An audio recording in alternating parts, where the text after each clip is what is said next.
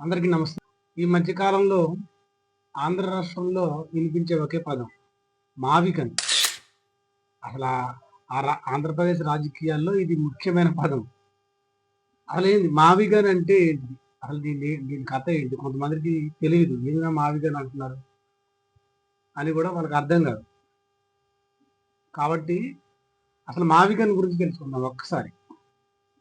మావిగన్ అనేది అమరావతి రాజధాని వివాదానికి సంబంధించిన ఒక ముఖ్యమైన పదం. అసలు ఈ మావిగన్ని ఎవరు ప్రతిపాదించారంటే మాజీ ముఖ్యమంత్రి వైఎస్ జగన్మోహన్ రెడ్డి గారు ఈ మావిగన్ అనే పదాన్ని ప్రతిపాదించారు.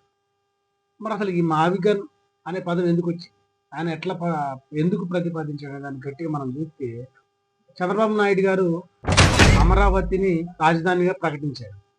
అమరావతి అనే పదానికి ప్రత్యామ్నాయంగా ఈ మావిగన్ అనే పదం వచ్చింది. ఈ మావిగన్ అనే పదం యొక్క అర్థం తెలుసు కదా మీకు? మచిలీపట్నము, విజయవాడ, గుంటూరు ఈ 3 సిటీలను అభివృద్ధి చేయాలనే ఆలోచన జగన్మోహన్ రెడ్డి గారు ఆ పదాన్ని ప్రతిపాదించారు.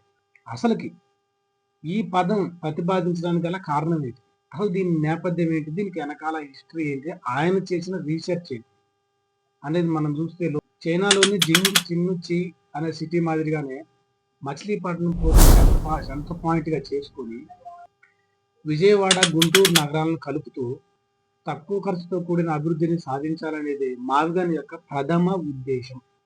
కానీ దీనికి తగ్గట్టుగానే అటు తెలుగుదేశం పార్టీ వాళ్ళు కూడా, అంటే మనం డైరెక్ట్గా చెప్పుకోవాల్సిన తెలుగుదేశం పార్టీ వాళ్ళే కదా, మనం అధికార పార్టీ వాళ్ళే, చంద్రబాబు నాయుడు గారి పార్టీ వాళ్ళే కదా, ఈ మావిగన్ అనేది మామిడి పంటకు వచ్చిన తెగులు అని ట్రోల్ చేశారు. అంటే ఏంటంటే మావిగన్ సాధ్యం కాదు, మీరు చెప్పిన విధంగా అది కాదు అనేది దాని అర్థం. మొత్తానికి మావిగన్ అంటే మచిలీపట్నము, విజయవాడ, గుంటూరులోని మొదటి అక్షరాలను కలిపి సృష్టించిన ఒక పదం. ఈ రెండిట్లో మీకు అమరావతి పేరు నచ్చితే జై సిబిఎన్ అని, మావిగన్ పేరు నచ్చితే జై జగన్ అని కామెంట్ చేయండి.